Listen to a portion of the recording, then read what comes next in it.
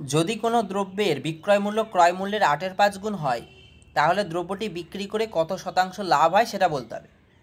তো কি বলছে, বিক্রয় মূল্য কত হবে? বিক্রয় মূল্য হবে ক্রয় মূল্যের 8/5 গুণ, মানে ক্রয় মূল্য যা হবে তাকে যদি 8/5 দিয়ে গুণ করি তাহলে আমরা বিক্রয় মূল্য পাবো। বলে দিয়েছে বিক্রয় মূল্য ক্রয় মূল্যের 8/5 গুণ, তাহলে বিক্রয় মূল্য সমান সমান ক্রয় মূল্য ইন্টু 8/5। এবার যদি আমরা ক্রয় মূল্য যদি আমরা এক্স মনে করি, ক্রয় মূল্য যদি এক্স হয় তাহলে বিক্রয় মূল্য কত হবে? বিক্রয় মূল্য ক্রয় মূল্যের জায়গায় আমি এক্স বসাবো, ক্রয় মূল্য যা হবে তাকে 8/5 দিয়ে গুণ করতে হবে, তাহলে বিক্রয় মূল্য তখন হবে 8x/5। এবার যদি আমি ক্রয় মূল্য মনে করি 1, ক্রয় মূল্য কি মনে করব? মনে করি 1, তাহলে বিক্রয় মূল্য কত হবে? ক্রয় মূল্যের জায়গায় যদি আমি 1 বসাই তাহলে ক্রয় মূল্যের 8/5 গুণ হয় বিক্রয় মূল্য, তাহলে তাকে 8/5 দিয়ে গুণ করলে পাবো 8/5, যেটা হচ্ছে বিক্রয় মূল্য। তাহলে ক্রয় মূল্য 1 হলে বিক্রয় মূল্য হচ্ছে 8/5। এসব ঝামেলায় আমি আসবো না। কেন দেখালাম? যে কিভাবে আসছে সেটা বের করার জন্য, যাতে বুঝতে পারি সেজন্য দেখালাম এত করে।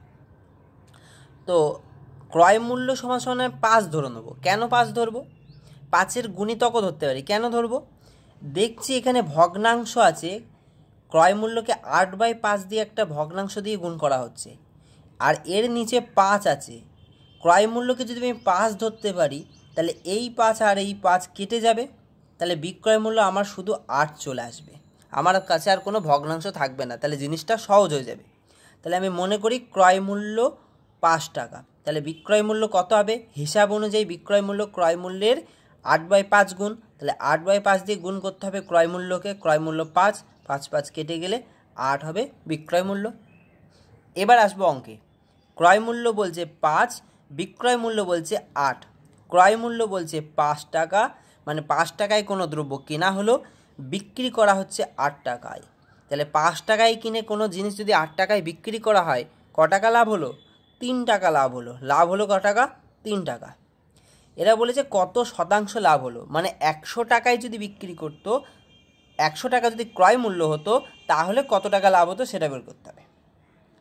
তো ক্রয় মূল্যের লাভটা সবসময় ক্রয় মূল্যের ওপরই হয়, লাভের যে হারটা সেটা সবসময় ক্রয় মূল্যের ওপরে হয়।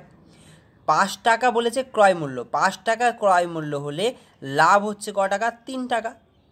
শতাংশে বের করতে হবে, তার মানে 100 টাকা ক্রয় মূল্য হলে কত টাকা লাভ হবে সেটা বের করতে হবে। 100 টাকা ক্রয় মূল্য হলে কত টাকা লাভ হবে সেটাই হচ্ছে লাভের হার বা কত শতাংশ লাভ হয়েছে। 5 কুড়িং 100, 3 কুড়িং 60, 60% লাভ হয়েছে। তার কত শতাংশ লাভ হয়েছে? 60%। ডি হচ্ছে রাইট অ্যান্সার।